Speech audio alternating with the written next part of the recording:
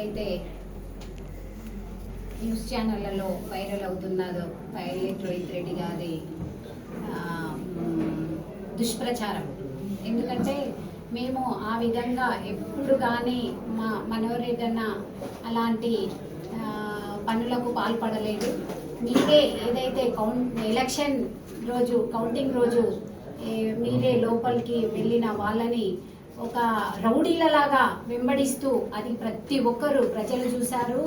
Media మిత్రులందరూ వాళ్ళ ఛానల్లో కూడా వైరల్ అవుతుంది. ఎలాగంటే ఒక రౌడీలలాగా వెంబడిపడి ఎమ్మెల్యేను వెంటాడుతున్నట్టు మీరు న్యూస్ ఛానల్లో అందరు చూడడం జరిగింది. మేము అలాంటి పనులకు పాల్పడము. ఎప్పుడు కానీ అలాంటిది మనోరెడ్డన్న అలాంటి పనులు చేయడు కూడా. ఎందుకంటే ప్రతి ఒక్కరు చూస్తున్నారు. ఇప్పుడు ప్రజలు ఏదైతే తీర్పు ఇచ్చిండ్రో ఆ తీర్పు మీకు చెంపపెట్టులాగా ఉంది.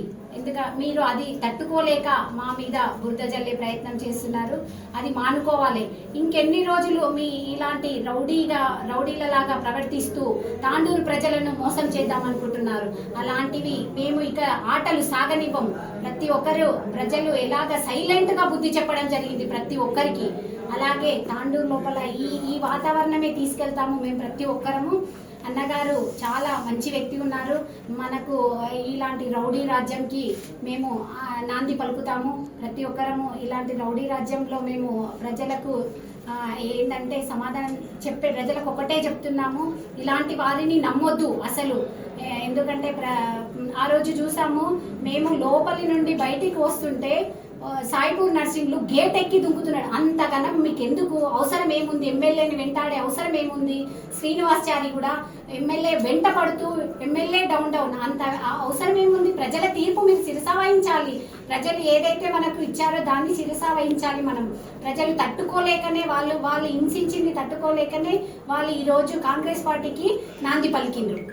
ఇలాంటి మీరు మానుకోవాలని రోహిత్ రెడ్డి గారికి ఒకటే విన్నవిస్తున్నాము.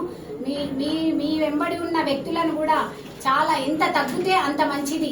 మీకు కూడా చెప్తున్నాం, బీఆర్ఎస్ పార్టీ నేతలకు అందరికీ ఇప్పటి నుంచి అయినా ఒక చూసి నేర్చుకోండి. మా ఎమ్మెల్యే గారిని చూసి నేర్చుకోండి.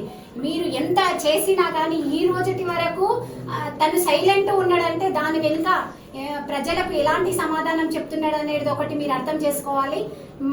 ఎందుకంటే తాండూరు ప్రజలు చాలా తెలివైన వాళ్ళు. ఇప్పటి వరకే వాళ్ళు విసిగిపోయి అన్నగారిని గెలిపించుకోవడం జరిగింది. ఇప్పుడు కూడా సైలెంట్ ఓటింగ్ తో బయటపడకుండా సైలెంట్ ఓటింగ్ తో కాంగ్రెస్ జెండా ఎగరవేయడం జరిగింది మున్సిపల్ లోపల. ఇలాంటివి ముందు చాలా మంచివి జరుగుతాయి. తాండూరు చాలా సస్యశ్యామలంగా అవుతుంది. దీనికి మీరు ఎలాంటి మా మీద బురద జల్లే ప్రయత్నం చేయొద్దని ఒకటే విజ్ఞప్తి చేస్తూ, మీరు కూడా అధికారుల దృష్టిలో ఒక పోలీస్ అధికారి ఉన్నాడని చూడకుండా కూడా ఒక రౌడీలాగా పోలీస్ అధికారుల మీద కూడా చెయ్యి నెట్టడం జరిగింది. అలాంటిది ప్రజలు చూసి తట్టుకోలేకపోతున్నారు. మన తాండూరు ఏమైపోతుందో అనేది ఒకటి ప్రజల లోపలికి వెళ్తుంది. కాబట్టి మీరు ఒకటే దృష్టిలో పెట్టుకొని మీరు ఇప్పటికైనా తగ్గాలని ఒకటే మీకు విన్నవించుకుంటున్నాం. లేదు అంటే రేపు జరిగే పరిణామాలు ఇంకా వేరే విధంగా ఉంటాయి. ప్రజలు మీకు చాలా ఇప్పటికే బుద్ధి చెప్పారు, ఇంకా కూడా బుద్ధి చెప్పడం జరుగుతుంది.